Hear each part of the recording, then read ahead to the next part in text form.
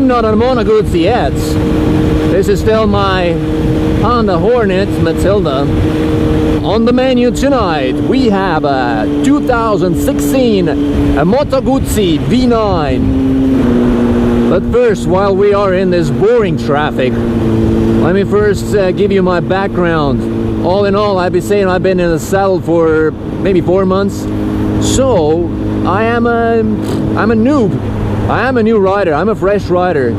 Though I have been riding pretty much every single day. I ride to work every day. I ride mostly in the city, a little bit of motorways.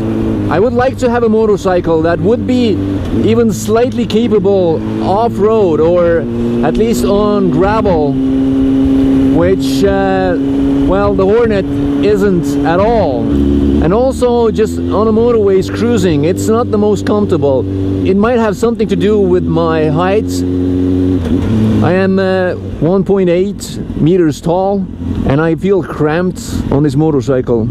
So what I'm looking in a new bike is, for one, for it to fit my size a little bit better, and of course the fun factor.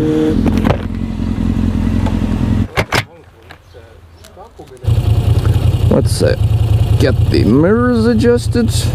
Those things are big. So the first thing, turning the bike on, the bike twists.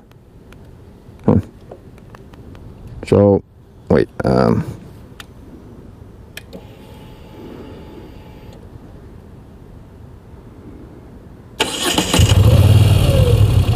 all right.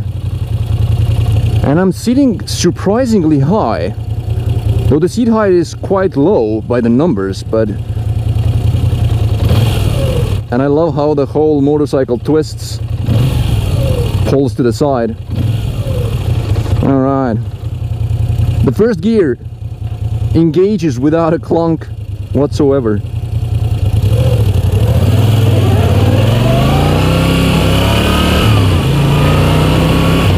Oh, actually, you know what makes that feeling that you're sitting high up is that the front end is so high.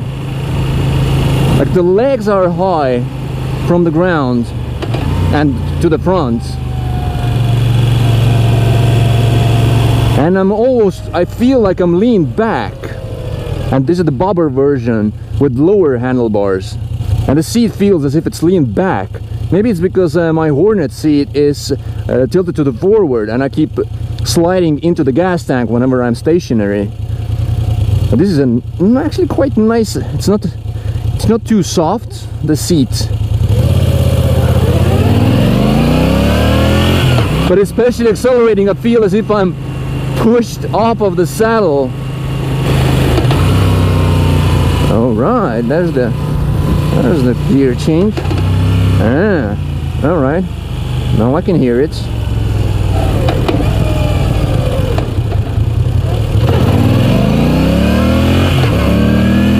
Yeah, it's like accelerating. I don't feel like I have anything holding my butt, cradling my butt. But okay, I can totally understand, as the Hornet is more of a performance bike and this is more of a cruiser. It's not meant for quick accelerations, but the seating position is comfortable. I mean, it's a cruiser.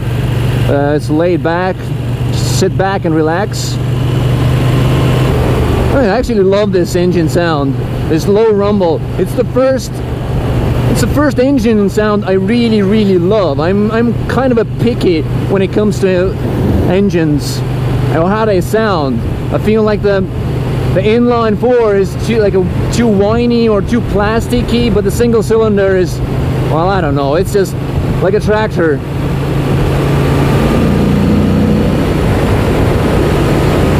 Okay, doing 100 kilometers an hour as a strong wind resistance. And again, the same problem. I feel like I really have to hang on because I don't feel like my body is holding on.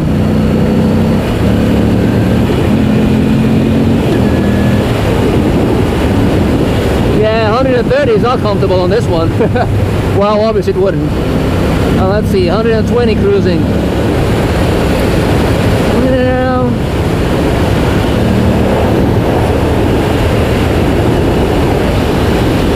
Yeah, with the indicator, the problem is that you can feel when you're engaging it, but you can't really feel disengaging it. There's no click or anything. But I'm used to spamming the disengage indicator button anyway all the time. Yeah, it leans well. It sort of feels as if it wants to lean a little bit more than I would happy to let it. Oh, I love the rumble. Oh my god. Woo. What are you blinking? Can't be the traction control. I don't know if it has any. So the motorway speeds of doing 100, it's manageable. I mean, there's still a lot of wind pushing into me, but oh man, this seating position is so relaxed. And sitting in the middle of the seat, I don't even have a problem of my legs pushing into the engines. Because this was my main worry. The clutch pull is really, really light. I like it. It's always the trouble. I have to check whether it's ride-by-wire or it's actually a physical connection, but front brake is also really a light pull. What feels uncomfortable is putting my legs down, because the foot pegs get in the way, but I guess that's also like just the way the cruisers are. I'm sure this is something you can get used to easily.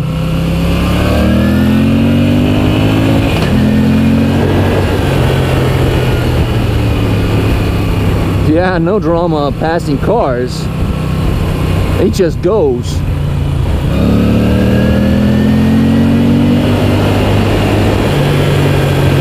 Oh, you can feel the vibrations through the pegs, but not like annoying vibration. It's like this tingling light sensation.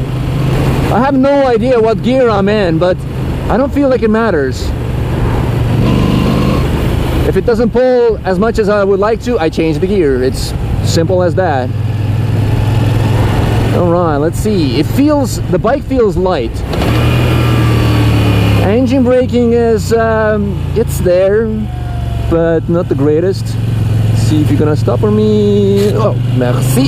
That was a foot peg scrape. Okay, so that's the first for me. So the lean angle isn't a sports bike lean angle, which shouldn't come as a surprise. Yeah, in lower revs there's practically no engine braking whatsoever. But I love also how anytime I engage the clutch, there's this hint of pull to the right through the whole bike. It's not annoying. It doesn't like feel as if it's gonna do something I don't want to, but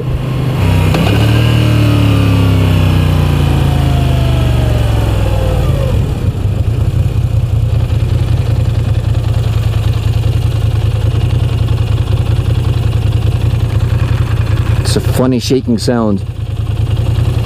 It's a really light bike, and it doesn't feel heavy at all. It's 200 kilometers, give or take. But I think the center of gravity is so low that... Yeah. Let's have a look at it. So this is the Bobber version with those fat tires and slightly lower handlebars. And slightly different seat as well, I think, from the Roamer version.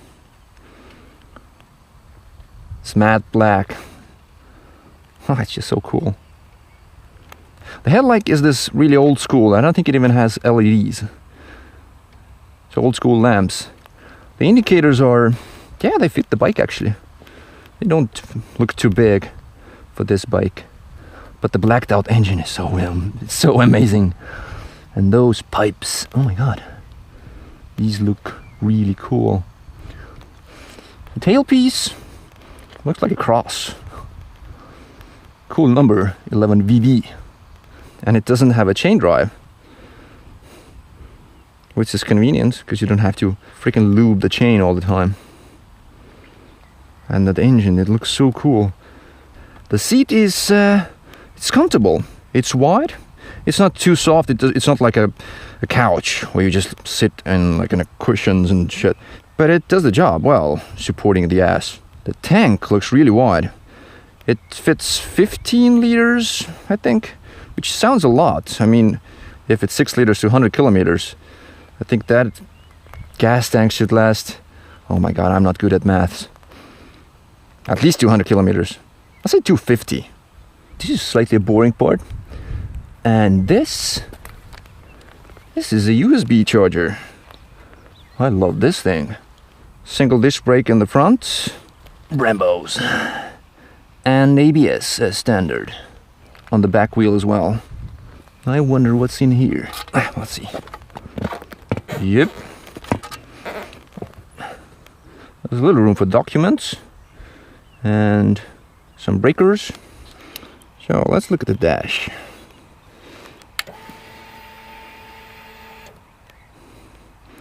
Personal code. Insert your personal code. I hope it's not to start the engine. I don't have a personal code. TC? Oh, traction control. I think that's what it means. I don't want to meddle with these things. Not yet. And before we do the city, let's look at the sound real quick. So cool. Just look at the whole bike move.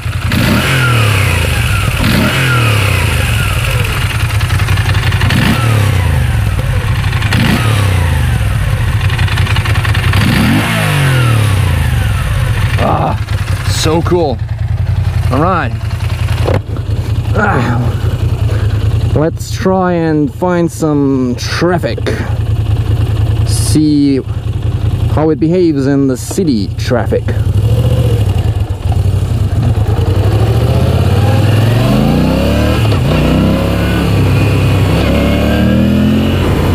There's virtually no engine braking.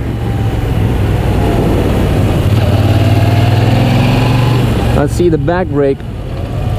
Oh, I actually felt as if rear ABS kicked in there for a second on an asphalt. I don't know. Oh, ooh, that's not good. That's not good. Actually, this is perfect. Oh.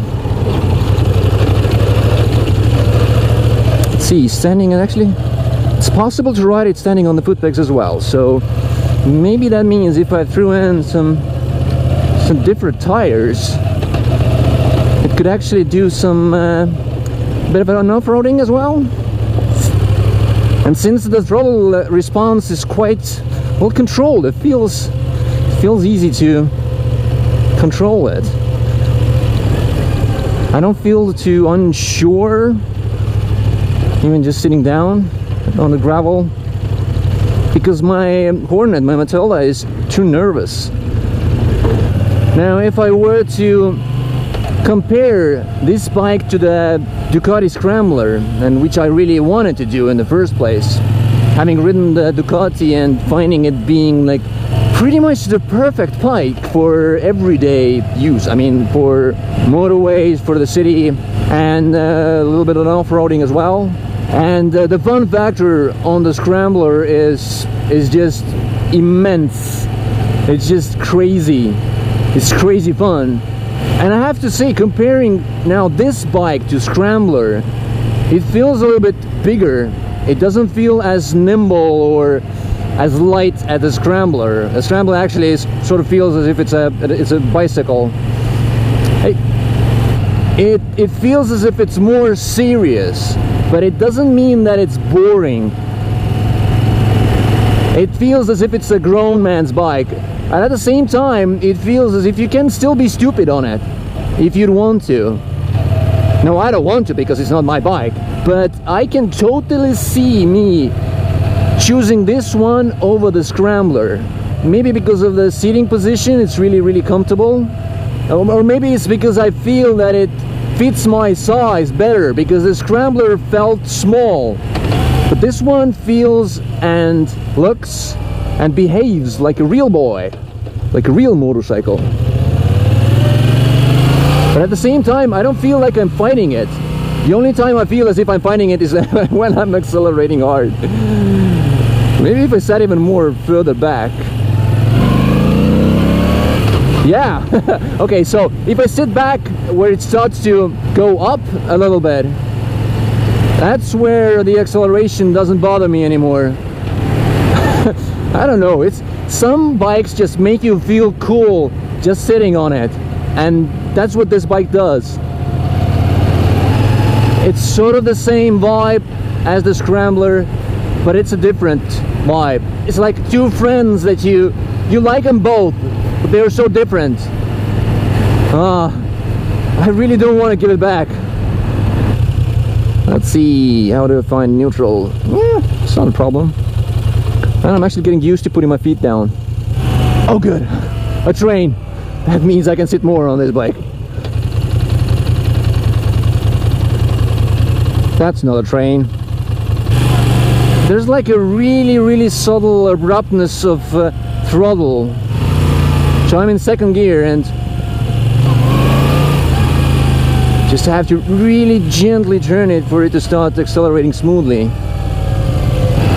In higher gears, it's not as bad, the throttle response. Let's say in the second gear, it's a little bit jerky, but it's not too bad. You can be smooth if you want to. It's so odd not having that engine braking.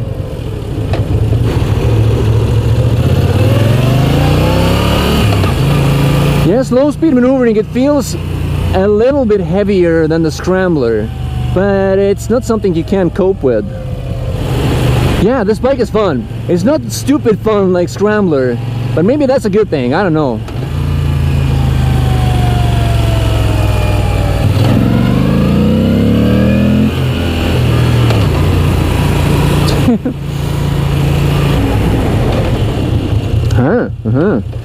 Yeah, the back wheels ABS kicks in really easily. Okay, it's time to say goodbye. And the verdict is, I want one. And I think I actually prefer this one over the Scrambler, just because of its size. The Scrambler feels like a toy next to this one.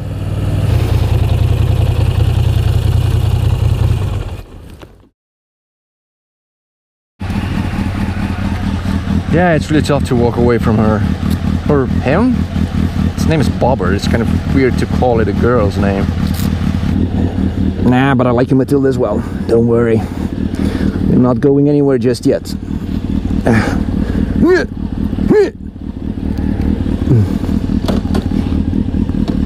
Where are the foot bags? Yeah, I have to sleep on it.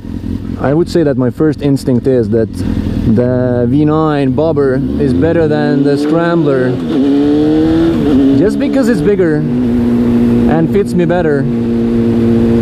But I have to think about it. What I like about the Scrambler is that you can take it off-road. I'm not sure you can do it on the Bobber. On the gravel, probably it won't be a problem. But anything other than that, I don't know.